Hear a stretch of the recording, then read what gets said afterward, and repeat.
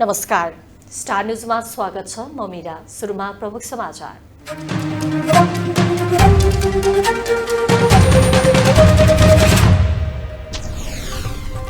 इलाम प्रतिनिधि सभा र बझाङ प्रदेश सभाको मतगणना तीव्र, दुवै स्थानमा एमाले उम्मेद्वारको अग्रता पछ्याउँदै कांग्रेस। ठूलो तामझामका साथ नेपालमा तेस्रो लगानी सम्मेलन सुरु, प्रतिबद्धता आउने लगानी नआउने क्रम नदोहोरिने आशा। एमालेका नेता 2084 को चुनाव लक्षित अभियानमा सत्ता गठबन्धन अन्त्यसम्म टिक्ने र आफ्नो बहुमत आउने दावी। उपत्यकाको सबैभन्दा ठूलो सब स्टेशन र मर्स्याङ्गी प्रसारण लाइन प्रधानमन्त्रीले गरे उद्घाटन, 1.5 वर्षभित्र पूर्ण विद्युतीकरणको घोषणा। र टी20 क्रिकेटको दोस्रो खेलमा वेस्ट इन्डिज 1 को जित, नेपाल 10 रनले पराजित, कप्तान रोहितको अर्धशतक छायामा।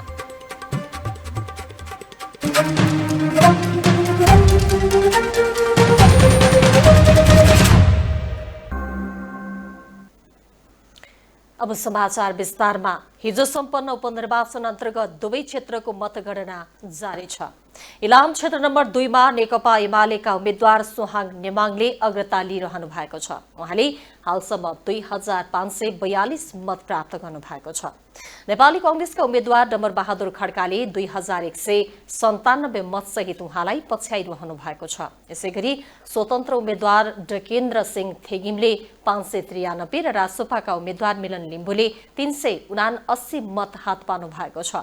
यसैगरी राप्रपाका लक्ष्मी गुरुङले 6 मत प्राप्त गर्नु भएको छ। उता बझाङ प्रदेश सभा सदस्य 1-1 मा नेकपा एमालेका दमन बहादुर भण्डारीको अग्रता कायमै छ। उहाँले 2638 मत सहित अग्रता लिइरहनु भएको छ। नेपाली कांग्रेसका अभिषेक बहादुर सिंहले 2024 मत ल्याउनु भएको छ। तेस्रो स्थानमा रहेको माओवादी केन्द्रका जनक बहादुर बुढाले 1717 मत ल्याउनु भएको छ। एकीकृत समाजवादीका दिलबहादुर सिंहले 962 मत ल्याउनु भएको छ।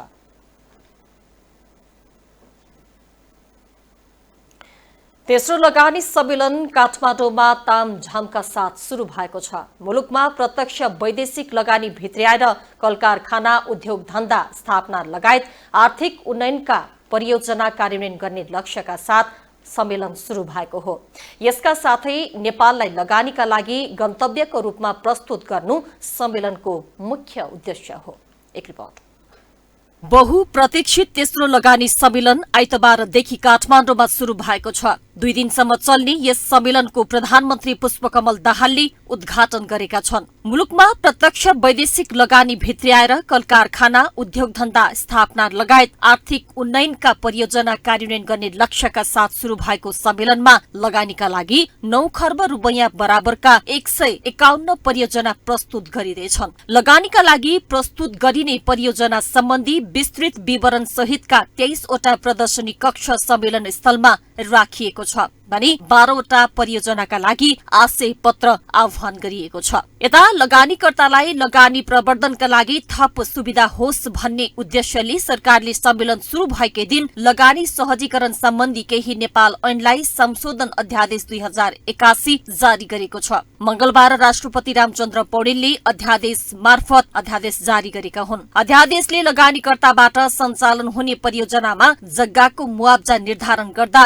रजिस्ट्रेशन परियोजनाका लागि निर्धारण गरिएको न्यूनतम मूल्याङ्कनको 3 गुणा भन्दा बढी मुआब्जा रकम निर्धारण नगरिने लगायतका व्यवस्था गरेको छ। सम्मेलनको उद्घाटन सत्रलाई सम्बोधन गर्दै अर्थमन्त्री वर्षमान पुनले नेपाल अन्तर्राष्ट्रिय लगानीको उत्कृष्ट गन्तव्य रहेको प्रतिक्रिया दिए। नेपाललाई गन्तव्यको रूपमा प्रस्तुत गर्नु सम्मेलनको प्रमुख उद्देश्य रहेको उनको भनाइ छ। Let me start by highlighting the key objectives of summit. The main objective is to project Nepal as an emerging destination for private sector investment. यस्तै नेपाली कांग्रेसका सभापति एवं पूर्व प्रधानमन्त्री शेरबहादुर देउवाले नेपालमा विकासका लागि पर्याप्त पुँजी र उपयुक्त प्रविधिको अभाव रहेको तर्क गरे। नेपालमा विकासको प्रचुर सम्भावना रहेको बताउँदै उनले विदेशी लगानीका लागि खुल्ला क्षेत्र, कर नीति र आमदानी फिर्ता गर्ने सन्दर्भमा नेपालको लगानी व्यवस्था अहिले उद्धार रहेको जिकिर गरे। विदेशी लगानीका लागि प्राय सबै क्षेत्र नेपालमा खुल्ला रहेको उनको भनाइ छ। The government has expressed its willingness to conclude bilateral investment protection agreement with various countries to promote Nepal as an attractive destination for investment. Flexible our law, demographic dividends with substantial share of young and energetic populations. सम्मेलन मार्फत नेपालले विदेशी तथा स्वदेशी लगानी प्रवर्धन गर्न नियामक क्षेत्रमा हालै गरिएका सुधारहरूबारे जानकारी गराउनु तथा लगानीका लागि तयार भएका परियोजनाहरू सहित विभिन्न क्षेत्रका आयोजनाहरूको विस्तृत प्रदर्शनी गर्नु पनि सम्मेलनको उद्देश्य रहेको छ। सम्मेलनमा बोल्दै नेताहरूले उच्च आर्थिक वृद्धिको लक्ष्य छुनु, आन्तरिक लगानी र बजार मात्र पर्याप्त नरहेकाले नेपालले विदेशी लगानी प्रवर्धनमा जोड दिएको बताएका छन्। सम्मेलनमा 60 देशका 800 बढी प्रतिनिधि नेपाल आएको लगानी बोर्डले जनाएको छ। नेपालबाट भने 1000 बढी सहभागी छन्। सम्मेलनमा 12वटा सेसन रहेको छ। सम्मेलनले सार्वजनिक निजी साझेदारको मोडालिटीमा धेरै आयोजना अघि बढ्ने विश्वास गरिएको छ। प्रधानमन्त्री पुष्पकमल दाहालले नेपाल विदेशी लगानीकर्तालाई हृदयदेखि नै स्वागत गर्ने देश भएको बताउनु भएको छ। आजबाट काठमाडौँमा शुरू भएको 2 दिने लगानी सम्मेलनलाई सम्बोधन गर्दै दाहालले नेपाल सरकारले हालै द्विपक्षीय लगानी सम्झौताको ढाँचालाई स्वीकृत गरेको र यसले द्विपक्षीय लगानीको संरक्षण र प्रवर्धन गर्ने लक्ष्य राखेको जिकिर गर्नुभयो। उहाँले नेपालका उद्धार नीतिहरूले प्राथमिकताका क्षेत्रमा विदेशी लगानीलाई प्रोत्साहन गर्ने समेत उल्लेख गर्नु भएको छ। एक रिपोर्ट। प्रधानमन्त्री पुष्पकमल दाहाल प्रचण्डले नेपालले विदेशी लगानीकर्तालाई सबल नियामक ढाँचा, दोहोरो करबाट मुक्त रहने व्यवस्था, बौद्धिक सम्पत्ति अधिकारको संरक्षण, प्रतिस्पर्धात्मक कोअपरेट कर लगायतमा प्रोत्साहन प्रदान गरेको बताएका छन्। आइतबारबाट काठमाडौँमा शुरू भएको 2 दिने लगानी सम्मेलनलाई सम्बोधन गर्दै प्रधानमन्त्री दाहालले नेपाल सरकारले हालै द्विपक्षीय लगानी सम्झौता BIA को ढाँचालाई स्वीकृत गरेको र यसले द्विपक्षीय लगानीको संरक्षण र प्रवर्धन गर्ने लक्ष्य राखेको पनि बताएका छन्। उनले चाँडो भन्दा चाँडो BIA मा हस्ताक्षर गर्न आग्रह समेत गरे। प्रधानमन्त्री दाहालले नेपालका उदार नीतिहरूले प्राथमिकताका क्षेत्रमा विदेशी लगानीलाई प्रोत्साहन गर्ने जिकिर गरेका छन्। राष्ट्रिय एवं सबै FDI बीच हुने गैर भेदभावपूर्ण व्यवहारको प्रावधान र विदेशी मुद्रामा नाफामा लैजाने सुनिश्चितताले नेपालमा लगानीको आकर्षणलाई अझ बढाउने उनको भनाइ छ। प्रधानमन्त्री दाहालले नेपालले पर्यटन, कृषि उत्पादन, सूचना प्रविधि, गार्मेन्ट, कृषि प्रशोधन र पूर्वाधार एवं उच्च मूल्यका बाली उत्पादन लगायतका विभिन्न क्षेत्रमा लगानीका अवसरहरू उपलब्ध गराएको समेत उल्लेख गरे। Nepal provides a number of investment opportunities across diverse sectors, including tourism, agriculture, manufacturing, ICT, garments, high-value crops, manufacturing, including agro-processing and infrastructure, to mention a few. प्रधानमन्त्री दाहालले नेपालमा जलविद्युत उत्पादनको प्रचुर सम्भावना भए पनि हालसम्म 3200 मेगावाट मात्रै उत्पादन भएको बताए। उनले जलविद्युत उत्पादनको प्रचुर सम्भावनाले नवीकरणीय र स्वच्छ ऊर्जा आपूर्तिको प्रतिबद्धता जनाउने विश्वास व्यक्त गरे। विद्यमान एवं योजनामा रहेका भारत र चीनसँग जोड्ने अन्तर्देशीय प्रसारण लाइनहरूले ऊर्जा आदान प्रदानलाई सहज बनाउने उनले बताए। विद्युत सहकारीलाई सहज तुल्याउन भारतसँग विद्युत व्यापार सम्झौता, चीनसँग समझदारी र बंगलादेशसँग विद्युत निर्यात समझदारीमा हस्ताक्षर गरेको प्रधानमन्त्री दाहालको भनाइ छ। This explicitly shows the enormous opportunities to invest in hydropower sector in Nepal. The existing and planned cross-border transmission line with India and China facilitates energy exchange within the region. To facilitate the power cooperation within the region, we have signed power trade agreement with India, MOU for power sector cooperation with China, and MOU for power export with Bangladesh. प्रधानमन्त्री दाहालले पर्यटन उद्योग अर्थतन्त्रको महत्वपूर्ण योगदानकर्ता रहेको उल्लेख गर्दै पर्यटन क्षेत्रमा लगानी बढाउन सकिने समेत बताएका छन्। उनले सूचना प्रविधि, कृषिमा लगानी गर्न आग्रह गरे। प्रधानमन्त्री दाहालले नेपाल विदेशी लगानीकर्ताहरूलाई हृदयदेखि नै स्वागत गर्ने देश भएको समेत बताएका छन्। लगानीकर्ता, उद्योगी, नवप्रवर्तक र व्यवसायीलाई सहजता प्रदान गर्न निरन्तर सुधारमा सरकार दृढ रहेको भन्दै सोही सन्दर्भमा हालै सरकारले कानून परिमार्जन गरेको प्रधानमन्त्री दाहालले उल्लेख समेत गरेका छन्। अब पालो जनता के भन्छनको।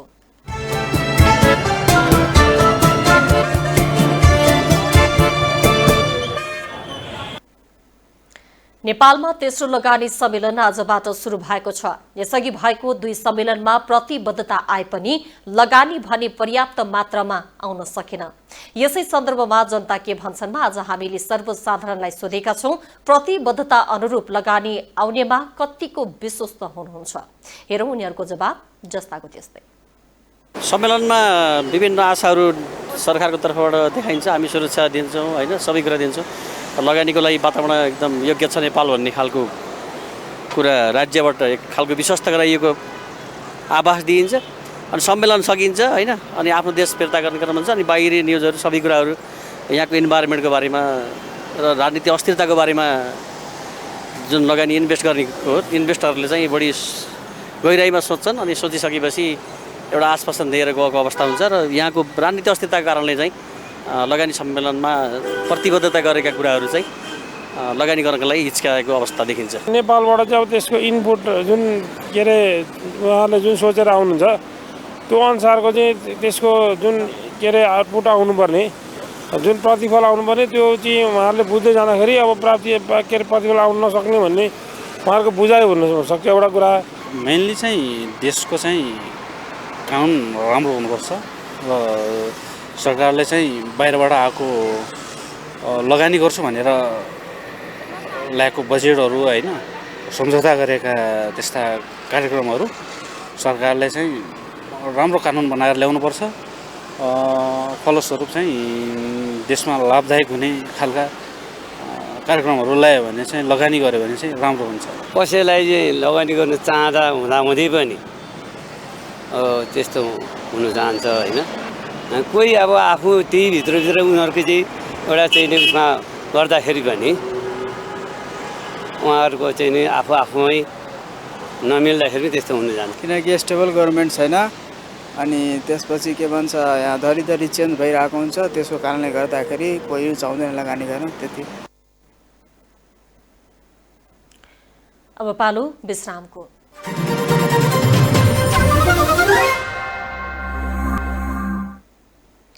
विश्रामपछि पुनः स्वागत छ। अब बाँकी समाचार। वर्तमान गठबन्धनको प्रमुख घटकको रूपमा रहेको नेकपा एमालेका नेताहरू यति बेला लोक रिझाइमा व्यस्त छन्।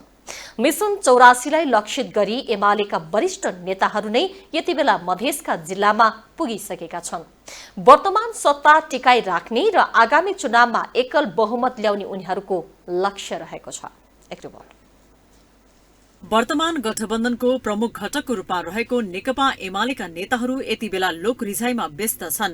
सत्ता टिकाइराख्ने पक्षमा अडिग रहेको एमाले लोक रिझाइबाट आगामी चुनावमा एकल बहुमत ल्याउने दाउमा समेत देखिन्छन्। यसैको तयारी स्वरूप नेताहरू अहिले मधेसका जिल्लाहरूमा जनता माझ पुगिरहेका छन्। धनुषाको विदेह नगरपालिकामा आयोजित पार्टी प्रवेश कार्यक्रममा पार्टीका वरिष्ठ उपाध्यक्ष ईश्वर पोखरेलले एमाले नेतृत्वको बहुमतको सरकार निर्माण भए मात्रै मुलुक विकासको अभियानले तीव्रता पाउने बताएका छन्। वरिष्ठ उपाध्यक्ष पोखरेलले एमालेको नेतृत्वमा बहुमतको सरकार नहुँदा चाहे अनुरूप काम गर्न कठिनाई भइरहेको दावी गरे। 2084 को चुनावमा एमालेलाई सबैभन्दा ठूलो दल बनाउन आग्रह गर्दै उनले वर्तमान सरकारले जनअपेक्षा अनुसार काम गर्नुपर्ने र यसका लागि आफूहरू लागि परेको जिकिर गरे। हमरा सबके पार्टी के बीच में जे बहुमत नहीं आयला से हमरा सबके सरकार चलाबे के लिए मुश्किल भेलै। तै द्वारे अब नेकपा एमाले के मजबूत बना के बहुमत ला के सरकार बनैला के बाद तभी देश विकास के अभियान ठीक ढंग से आगे बढ़ सकते। यस्तै एमालेका सचिव योगेश भट्टराईले सम्पूर्ण एमालेका नेता तथा कार्यकर्ताले 2084 मा देशको प्रधानमन्त्री र प्रदेशहरूको मुख्यमन्त्री एमालेको हुने सपना देखिरहेको बताए। सपना पूरा गर्नका लागि अहिलेदेखि नै लाग्न आवश्यक रहेको सचिव भट्टराईले धारणा राखे। उनले पार्टीभित्रको सुदृढ एकताबाट नै देशलाई विकासको गतिमा अघि बढाउन सकिने समेत बताए। अब नेकपा एमालेको एउटै संकल्प छ, हामी हिमाल पहाडमा बस्ने एमालेदेखि तपाई तराई मधेसमा बस्ने एमाले सम्मका सबै जाति जनजातिका एमालेहरू, सबै भाषा भाषी बोल्ने एमालेहरू सबैको एउटै संकल्प छ, देशवासीको एउटै संकल्प छ। आउने 84 मा यो देशको प्रधानमन्त्री नेकपा एमालेको हुनेछ, मधेसको मुख्यमन्त्री नेकपा एमालेको हुनेछ। हामीले त्यो सन्देश अब गाउँ गाउँमा लानुपर्नेछ।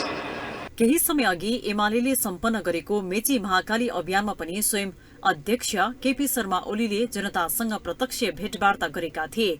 अभियानकै क्रममा एमालेका अन्य नेता तथा कार्यकर्ताले पनि जनतासँग भेटघाट गरी गुनासा सम्बोधन गर्ने आश्वासन दिएका थिए। चाहे अभियानका नाममा होस् वा पार्टी कार्यक्रमहरूमा अहिले एमालेका नेताहरू जनतालाई रिझाई अबको चुनावमा एकल बहुमत ल्याउन ललायत देखिन्छन्। 7 स्टार 4K का लागि राजनीतिक ब्यूरोको रिपोर्ट। दाङको राजपुर गाउँपालिका 7 हाटबास गाउँमा आगलागी हुँदा 24 घर जलेर नष्ट भएका छन्। आगलागीले 10 वटा गोठ समेत जलेर नष्ट भएको वडा नम्बर 7 का अध्यक्ष पुष्कर ओलीले जानकारी दिनुभयो। हाटबास गाउँमा 25 वटा घर थिए। आगलागी भएका सबै घर खरले छाएका थिए, जस्ताले छाएको एउटा घर भने जोगिएको छ। नजिकै रहेको वनबाट लागेको आगो गाउँमा बसेको थियो। वनमा लागेको आगो अझै नियन्त्रणमा आउन सकेको छैन। वन क्षेत्रभित्रको बस्ती भएकाले क्षति भएको वडा अध्यक्ष ओलीले बताउनुभयो। अब पालो पुनः विश्रामको।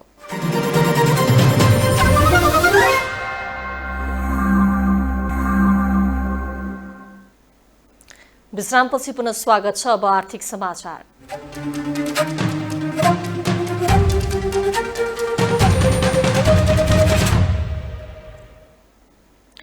तेस्रो लगानी सम्मेलन सुरु भएसँगै स्वदेशी उद्यमी व्यवसायीले सम्मेलनमा भएको सहभागिताले नेपालमा लगानीको वातावरण खुला भएको महसुस गरेका छन्। मुलुकभित्र राजस्व वृद्धि, रोजगारी सृजना र उत्पादन बढाउँदै मुलुकलाई आर्थिक विकास र समृद्धिको यात्रामा अगाडि बढाउन आवश्यक रहेको उनीहरू बताउँछन्। नेपालमा अधिकांश क्षेत्रमा लगानी सम्भावना रहेकाले नयाँ लगानीको गन्तव्य बन्न सक्ने व्यवसायको भनाइ छ। एक रिपोर्ट। तेस्रो लगानी सम्मेलन सुरु भएसँगै स्वदेशी उद्यमी व्यवसायीहरूले सम्मेलनमा भएको सहभागिताले नेपालमा लगानीको वातावरण खुल्ला भएको महसुस गरेका छन्। सरकारले आयोजना गरेको तेस्रो लगानी सम्मेलन आइतबारदेखि काठमाडौँमा सुरु भएको छ। विदेशी तथा स्वदेशी लगानी भित्र्याउने उद्देश्यले सम्मेलन सुरु भएसँगै नेपाली उद्योगी व्यवसायीहरूले सरकारले नीतिगत सुधार गरी नीतिगत स्थिरता कायम गरे लगानीको गन्तव्य बन्न सक्ने अवस्था देखिएको बताएका हुन्। स्वदेशी उद्यमी व्यवसायीहरूले सरकारले स्वदेशी तथा विदेशी लगानीका लागि आवश्यक नीतिगत सुधार गर्न अझै धेरै आवश्यक रहेको बताएका छन्। उनीहरूले लगानी सम्मेलनमा लगानीकर्ताहरूको उपस्थिति उत्साहजनक भएको भन्दै राम्रो लगानी प्रतिबद्धता आउने अपेक्षा गरे। साथै उनीहरूले सरकारले राष्ट्रिय पुँजी निर्माण र विदेशी लगानीको वातावरण बनाउने लगानी मैत्री स्थिर कानून बनाउन आवश्यकता रहेको उनीहरूको भनाइ छ। अध्यादेश मार्फत 9 वटा कानूनमा संशोधन गरी कानूनी सुधारमा सरकारले प्रतिबद्धता जनाए पनि अझै धेरै नीतिगत अप्ठ्याराहरू रहेको उद्योगीको भनाइ छ। नेपाल उद्योग वाणिज्य महासंघका अध्यक्ष चन्द्रप्रसाद ढकालले मुलुकभित्र राजस्व वृद्धि, रोजगारी सृजना र उत्पादन बढाउँदै मुलुकलाई आर्थिक विकास र समृद्धिको यात्रामा अगाडि बढाउन आवश्यक रहेको बताए। नेपालमा अधिकांश क्षेत्रमा लगानी सम्भावना रहेकाले नयाँ लगानीको गन्तव्य बन्न सक्ने अध्यक्ष ढकालको भनाइ छ। Nepal is the emerging as the thriving hub for the ICT business and innovation. Investing in the technical education is the another promising sector for Nepal. लगानी सम्मेलनमा प्रधानमन्त्रीदेखि विदेशी लगानीकर्ताहरू सबैले जलविद्युतको बारेमा चर्चा गरेकाले जलविद्युतमा लगानी मैत्री वातावरण बन्ने विश्वास बढेको व्यवसायी बताउँछन्। जतिपय स्पिकरहरू थिए, प्यानलिस्टहरू छन्, सबैले हाइड्रो नै हाइड्रो भने। प्रधानमन्त्रीदेखि विदेशी मन्त्रीहरूदेखि एम्बासडरहरूले र नेपालमा जलविद्युतको चाहिँ अलिकति स्कोप छ र यदि साँच्चै नै सरकारले यसलाई लगानी मैत्री वातावरण बनाउने र लगानी मैत्री पोलिसीहरू बनाइदिने हो भने जलविद्युतको लागि लगानी चाहिँ थुप्रै आउने रहेछ भन्ने खालको एउटा त्यो सन्देश चाहिँ देखियो यसबाट। गैर-आवासीय नेपाली संघ NRNA का पूर्व अध्यक्ष कुल आचार्य नेपालमा विदेशी भन्दा पनि गैर-आवासीय नेपालीहरूको लगानी धेरै रहेको बताउँछन्। धेरै क्षेत्रमा लगानी रहेका गैर-आवासीय नेपालीहरूलाई अझ अन्य क्षेत्रमा लगानीका लागि प्रोत्साहन गर्न जरुरी रहेको उनको भनाइ छ। धेरै क्षेत्रमा लगानी गरेको गैर-आवासीय नेपालीहरूलाई अझ इन्करेज गर्न जरुरत छ कि बाहिरका इन्भेस्टरहरूलाई लिएर आउन नि जुन एनआरएनहरूको भूमिका अझ महत्त्वपूर्ण रहन सक्छ। यता नेपाल डेरी एसोसिएसनका अध्यक्ष प्रहलाद दाहालले लगानी सम्मेलनले आगामी दिनमा मुलुकमा राम्रो लगानीको सम्भावना आउने अवस्था देखिएको बताए। लगानी आउने वातावरणको लागि सरकारले अझै पनि कानूनी तथा नीतिगत सुधार गर्न आवश्यक रहेको अध्यक्ष दाहालले जिकिर गरे। जुन बनाइएको छ राज्यले वैदेशिक लगानीको नीति, त्यो नीति अनुसार चाहिँ लगानी आउने वातावरण चाहिँ छैन। त्यसकारणले पहिला नीति नै सुधारेर हामीले अलिक सहज बनाउनु पर्यो अनि त्यसपछि होला। व्यवसायीहरूले मुलुकमा लगानी भित्र्याउनका लागि 8वटा कानून संशोधन गरेर मात्रै नपुग्ने भन्दै अझै अन्य कानूनहरू परिमार्जन गर्न जरुरी रहेको बताएका छन्। उनीहरूले राजनीतिक दल र सरकारले विदेशी लगानी र स्वदेशी पुँजी निर्माणका लागि दीर्घकालीन कानून बनाउनु पर्नेमा जोड़ दिएका छन्। 7 स्टार फुर्केका लागि आर्थिक ब्यूरो। उपत्यकाको सबैभन्दा ठूलो माता तीर्थ सब स्टेशन र मर्स्याङदी काठमाडौँ 220 केबी प्रसारण लाइनको उद्घाटन गरिएको छ। नेपाल सरकार र नेपाल विद्युत प्राधिकरणको संयुक्त लगानी एवं नर्वे सरकार तथा एसियाली विकास बैंकको आर्थिक सहयोगमा निर्माण गरिएको सब स्टेशन प्रधानमन्त्री पुष्पकमल दाहालले उद्घाटन गर्नुभएको छ। 98% जनसंख्यामा विद्युतको पहुँच पुगेको भन्दै आगामी 1.5 वर्षभित्र देशलाई पूर्ण रूपमा विद्युतीकरण घोषणा गर्ने गरी सम्पूर्ण तयारी भइरहेको सरकारको दावी छ। एक रिपोर्ट। उपत्यकाको सबैभन्दा ठूलो माता तीर्थ सब स्टेशन र मर्स्याङदी काठमाडौँ 220 केबी प्रसारण लाइनको उद्घाटन गरिएको छ। त्रिशुली र मर्स्याङदी जलविद्युत आयोजनाहरूको विद्युत काठमाडौँ उपत्यकामा आपूर्ति गर्न र देशभित्रको एकीकृत विद्युत प्रणालीलाई सुदृढ बनाउने माता तीर्थ 220 132 केबी सब स्टेशन निर्माण गरिएको हो। 320 MVA क्षमता रहेको सब स्टेशनको आइतबार प्रधानमन्त्री पुष्पकमल दाहालले उद्घाटन गरेका छन्। सब स्टेशनको उद्घाटन गर्दै प्रधानमन्त्री दाहालले 98% जनसंख्यामा विद्युतको पहुँच पुगेको दावी गरे। उनले आगामी 1 देखि 1.5 वर्षभित्र देशलाई पूर्ण रूपमा विद्युतीकरण गर्ने गरी सम्पूर्ण तयारी भइरहेको दावी गरेका छन्। उनले उत्पादित जलविद्युत देशभित्र नै खपत गर्ने गरी विद्युत खपत वृद्धि सम्बन्धी कार्य योजना मन्त्री परिषदबाट पारित गराएर कार्यान्वयनमा ल्याइसकेको जिकिर गरे। विद्युत खपतको महत्वपूर्ण मानिएको यातायात क्षेत्रमा अहिले विद्युतीय सवारी साधन प्रयोग देशभर विस्तार भइरहेको र पेट्रोलियम पदार्थको आयात पनि गिरावट ल्याइएको प्रधानमन्त्री दाहालले उल्लेख गरे। प्रधानमन्त्री दाहालले प्रसारण लाइन विस्तारमा वन क्षेत्रको प्रयोग, रुख कटान तथा जग्गा अधिग्रहणमा ठूलो समस्या रहेको तर्क गरे। विद्युत खपतको महत्वपूर्ण मानिएको यातायात क्षेत्रमा अहिले विद्युतीय सवारी साधनको प्रयोग देशभर विस्तार मात्र भएको छैन, यसले पेट्रोलियम पदार्थको आयातमा पनि गिरावट ल्याएको छ। उद्घाटन समारोहमा ऊर्जा, जलस्रोत तथा सिंचाई मन्त्री शक्ति बहादुर बस्नेतले जलविद्युत क्षेत्र नेपालको आर्थिक क्षेत्रको रूपमा स्थापित भइरहेको दावी गरे। उनले जलविद्युत नेपालको समग्र आर्थिक विकासका लागि महत्वपूर्ण पूर्वाधार मात्र नभई व्यापार र आर्थिक क्षेत्रको रूपमा स्थापित हुँदै गएको दावी गरेका हुन्। साथै उनले सरकारले जलविद्युत उत्पादन, प्रसारणको वितरण प्रणालीको सुधारको एउटा समग्र योजनाका साथ काम गरिरहेको जिकिर गरे। उत्पादन, प्रसारण, वितरण प्रणालीलाई व्यवस्थित गर्नका लागि आवश्यक पर्ने लगानी जुटाउन र लगानी मैत्री वातावरणका लागि तयार हुनुपर्ने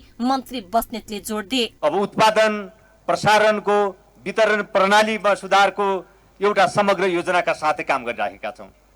हामीले उत्पादन, प्रसारणको, वितरण प्रणालीलाई व्यवस्थित गर्नको लागि आवश्यक पर्ने लगानी जुटाउन र लगानी मैत्री वातावरण तयार गर्नुपर्ने हुन्छ नै। यो कुरालाई पनि महसुस गरेर नेपाल सरकारले भर्खरै वन क्षेत्रसँग सम्बन्धित कानुनहरू, जग्गा प्राप्तिसँग सम्बन्धित कानुनहरू केही नेपाल ऐन संशोधन मार्फत सुधार पनि गरेको छ। नेपाल सरकार र नेपाल विद्युत प्राधिकरणको संयुक्त लगानी एवं नर्वे सरकार तथा एसियाली विकास बैंकको आर्थिक सहयोगमा मर्स्याङदी काठमाडौँ 220 केबी प्रसारण लाइन तथा माता तीर्थ 220 केबी सब स्टेशन निर्माण गरिएको हो। काठमाडौँ उपत्यकामा विद्युत आपूर्तिका लागि माता तीर्थ सबैभन्दा ठूलो सब स्टेशन हब रहेको नेपाल विद्युत प्राधिकरणका कार्यकारी निर्देशक कुलमान घिसिङ बताउँछन्। मर्स्याङदी र त्रिशुलीबाट काठमाडौँ उपत्यकामा भित्रिएको विद्युत माता तीर्थ सब स्टेशनबाट 132 केबी मार्फत सिउचाटार, चोभार लगायतका क्षेत्र र स्थानीय रूपमा आपूर्ति हुनेछ। माता तीर्थबाट विद्युतलाई 132 केबी प्रसारण लाइन मार्फत हेटौडातर्फ समेत प्रवाह गर्न सकिनेछ। चीनको काञ्च प्रिफेक्चरका सरकारी प्रतिनिधि र नेपालका निजी क्षेत्रका प्रतिनिधि बीच दुई देशको संस्कृति, पर्यटन, पर्यावरण र नेपाल हिमाली क्षेत्रका सम्भावनाबारे छलफल भएको छ। काठमाडौँमा दुई पक्षका प्रतिनिधिबीचको भेटघाटमा नेपाल र कान्च प्रिफेक्चर क्षेत्रमा संस्कृति, पर्यटन, पर्यावरण र हिमाली क्षेत्रका सम्भावनाका बारेमा छलफल भएको हो। छलफलमा नेपाल आयुर्वेदिक औषधि उत्पादक संघका अध्यक्ष सुमन पाण्डे, चिया तथा कफी विकास बोर्डका प्रमुख डाक्टर दीपक खनाल लगायतको उपस्थिति रहेको थियो। कार्यक्रममा आयुर्वेदिक औषधिको बारेमा चर्चा हुनुका साथै नेपालको कफी र चियाको बारेमा व्यापार गर्न सहज गर्ने, बजार विस्तारीकरण गर्ने बारेमा पनि छलफल भएको छ। साथै नेपालमा उत्पादित अन्य वस्तु तथा सामग्रीहरूको चिनिया बजारमा विस्तारका लागि सहयोग गर्न पनि आग्रह गरिएको छ। नेपालको हिमाली क्षेत्र र कान्चको हिमाली क्षेत्रको सम्भावना बारेमा छलफल भएको छ। कान्च प्रिफेक्चर पोखरा महानगरपालिकासँग पहिलो भगिनी सम्बन्ध गाँच्ने शहर हो। अब अन्तर्राष्ट्रिय समाचार।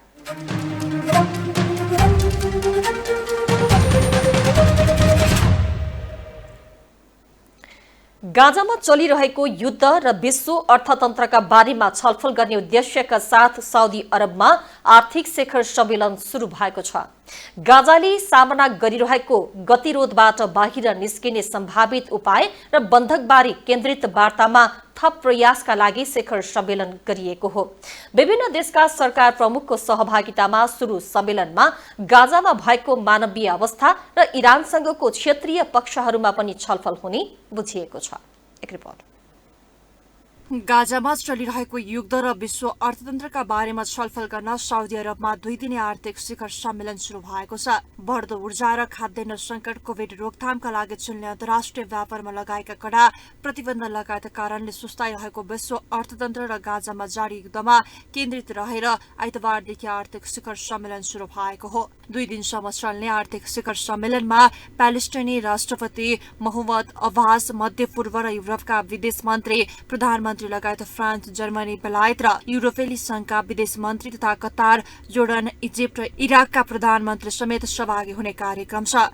सम्मेलनमा 1000 भन्दा बढी सहभागी मध्ये 12 जना राष्ट्र अध्यक्ष र सरकार प्रमुखको सहभागिता रहेको जनाइएको छ। सम्मेलनमा वाशिंगटनका उच्च कूटनीतिक एन्टोनी बिल्लिकेन समेत सहभागी हुने अपेक्षा गरिएको आयोजक साउदी अरबले जनाएको छ। गाजाले सामना गरिरहेको गतिरोधबाट बाहिर निस्किने सम्भावित उपाय र बन्धकबारे केन्द्रित वार्तामा थप प्रयासको लागि बैठक बस्न लागि बताइएको छ।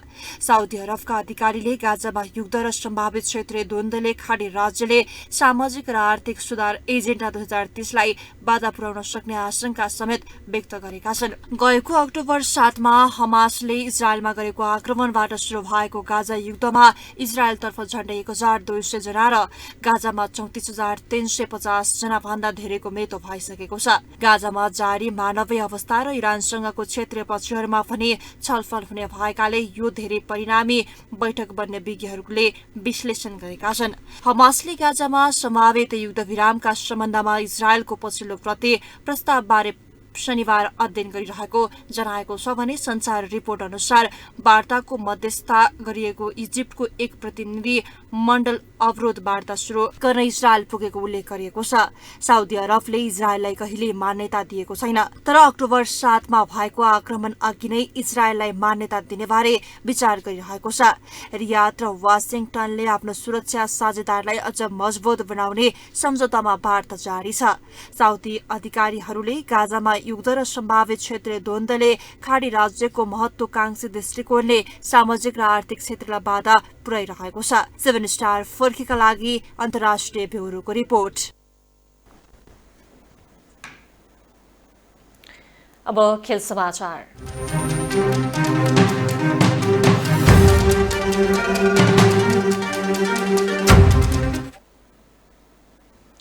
दोस्रो टी20 क्रिकेटमा वेस्ट इन्डिज एले नेपाललाई 10 रनले हराएको छ। आज त्रिवी क्रिकेट मैदानमा जितका लागि 161 रनको लक्ष्य पछ्याएको नेपाल निर्धारित 20 ओभरमा 9 विकेटको क्षतिमा 150 रनमा समेटियो। नेपालका लागि कप्तान रोहित कुमार पौडेल बाहेक अन्य ब्याटम्यान चल्न नसक्दा नेपालले हार बिहोर्नु परेको हो। एक रिपोर्ट। वेस्ट इन्डिज ए विरुद्धको पहिलो टी20 क्रिकेटमा शानदार जित निकालेको नेपालले दोस्रो खेलमा भने हार बिहोरेको छ। घरेलु मैदानमै नेपाल वेस्ट इन्डिज एसँग 10 रनले पराजित भएको हो। आइतबार कृतिपुर स्थित त्रिवी क्रिकेट मैदानमा जितका लागि 161 रनको लक्ष्य पछ्याएको नेपाल निर्धारित 20 ओभरमा 9 विकेटको क्षतिमा 150 रनमै समेटियो। नेपालका लागि कप्तान रोहित कुमार पौडेल 71 रनमा अविजित रहे पनि जित दिलाउन सकेनन्। गुसन झाले 26 र लोकेश बमले 17 रन बनाउनु बाहेक अन्य ब्याटरले उल्लेखनीय रन बनाउन नसक्दा नेपाल पराजित हुन पुगेको हो। वेस्ट इन्डिज एको जितमा ओबेद म्याककोयर र गुडाकेश मोतीले समान 2-2 विकेट लिए भने रोस्टन चेज र ओसेन थोमसले 1-1 विकेट लिए। त्यसअघि टस जितेर पहिले ब्याटिङ गरेको वेस्ट इन्डिज एले निर्धारित 20 ओभरमा 7 विकेट गुमाउँदै 160 रन बनायो। वेस्ट इन्डिज एका लागि आन्द्रे फ्लेचरले सर्वाधिक 43 रन बनाए। उनले 36 बल खेल्ने क्रममा 3 छक्का प्रहार गरे। साथै गुडाकेश मोतीले 33, रोस्टन चेजले 23 रनको योगदान दिए। नेपालका लागि कुशल भुर्तेल र सागर ढकालले समान 2-2 विकेट लिए भने सोमपाल कामी र दिपेन्द्र सिंह ऐरीले 1-1 विकेट लिए। वेस्ट इन्डिज एको जितसँगै 5 खेलको प्रतियोगिता 1-1 को बराबरीमा आएको छ। नेपालसँग मैत्रीपूर्ण टी20 क्रिकेट श्रृंखला खेल्न वेस्ट इन्डिजको ए टोली नेपाल आएको हो। यसअघि शनिबार भएको पहिलो खेलमा नेपाल 4 विकेटले विजय बनेको थियो। नेपाललाई वेस्ट इन्डिजले जितका लागि दिएको 205 रनको लक्ष्य नेपालले 19.4 ओभरमा 6 विकेटको क्षतिमा पूरा गरेको थियो। आगामी जुनमा आयोजना हुने आईसीसी टी20 विश्वकपको तयारीका क्रममा यो अभ्यास खेल खेल्न लागिएको हो। आईसीसी टी20 विश्वकपको 9औं संस्करण आगामी जुन 1 देखि 29 तारिकसम्म अमेरिका र वेस्ट इन्डिजमा संयुक्त रूपमा आयोजना हुँदैछ। आगामी आईसीसी टी20 विश्वकपमा नेपाल समूह डी मा परेको छ। प्रतियोगिताको तेस्रो खेल आगामी बुधबार हुनेछ। 7 स्टार 4K का लागि खेलकुद ब्युरोको रिपोर्ट। कोशी प्रदेश खेलकुद विकास बोर्डको आयोजनामा ओलम्पियन्स पुनर्मिलन तथा सेलिब्रेटी मिट हुने भएको छ। आज पत्रकार सम्मेलन गर्दै आयोजक खेलकुद विकास बोर्डले वैशाख 21 र 22 गते ओलम्पियन्स पुनर्मिलन तथा सेलिब्रेटी मिटको आयोजना गर्न लागेको र तयारी पूरा भएको जनाएको हो। प्रदेश खेलकुद बोर्डको आयोजना नेपाल ओलम्पियन्स एसोसिएसनको संयोजनमा खेल र खेलाडीका माध्यमबाट पर्यटन प्रवर्धन गर्ने उद्देश्यले कार्यक्रम गर्न लागेको हो। हाम्रो कोशी प्रदेशको खेल पर्यटनमा सिधै छलाङ किन मार्छ भने खेल पर्यटनमा हाम्रो चाहिँ जस्तै मोरङ जिल्लामा पनि यो कार्यक्रम हुने भयो, सुनसरी जिल्लामा पनि विशेष ठाउँमा इटारीमा कार्यक्रम हुने भयो, त्यसैगरी बिर्तामोड भने हाम्रो मेन नगर त्यहाँ पनि हाम्रो कार्यक्रम हुने भयो र मेन इलाम त हाम्रो पर्यटकीयको संसारकै गन्तव्य स्थल भएको ठाउँमा आज यो खालको स्पोर्ट्सको मान्छेहरूको जमघट र विदेशी ओलम्पियन पनि हुँदाखेरि यसको प्रचार प्रसार चाहिँ संसारभरिको सबै कुनामा पुग्नेछ। सन् 1964 देखि हालसम्मका ओलम्पियन खेलाडी अन्तर्राष्ट्रिय ओलम्पियन एसोसिएसन अध्यक्ष र सदस्य कोशी प्रदेशका सेलिब्रेटी खेलाडीको सहभागिता रहने उक्त भ्रमणको थालनी वैशाख 20 गते इटहरी रंगशालाबाट शुरू हुनेछ। 21 गते इलाम पुग्ने खेलाडी तथा खेल पदाधिकारीको टोलीलाई नागरिक अभिनन्दन गर्ने कार्यक्रम रहेको छ। पर्यटकीय ठाउँ एकदमै स्वर्गको टुक्रा भन्छु म यसलाई। हामी यहाँ आउनेछौँ र मलाई लाग्छ सम्पूर्ण ओलम्पियनहरू यसलाई देखेर रमाइलो मान्नेछन्, राम्रो मान्नेछन्। देश तथा विदेशका खेलाडीले इलामका विविध ठाउँमा भ्रमण गर्ने हुँदा त्यहाँको पर्यटन प्रवर्धनमा विशेष टेवा पुग्ने अपेक्षा गरिएको छ। यससँगै हामी स्टार न्यूजको अन्त्यतिर आइपुगेका छौं। जाँदा जाँदै प्रमुख समाचार पुनः एकपटक।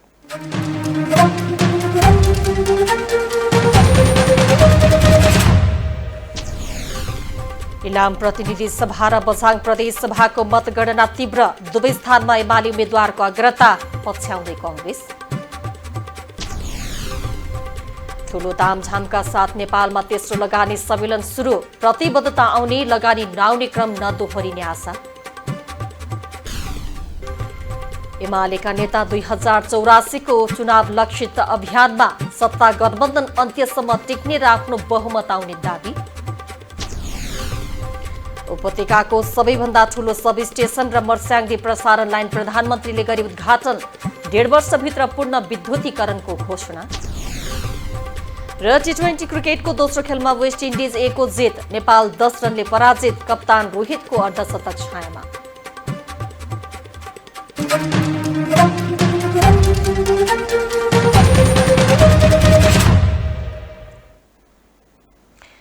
हवस् त स्टार न्यूज अहिलेलाई यति नै। 7 स्टार 4K टेलिभिजन तपाईँ www.7startv.com तथा फेसबुक र युट्युबमा पनि प्रत्यक्ष हेर्न सक्नुहुनेछ। टेलिभिजन हेर्दै गर्नुहोला। नमस्कार।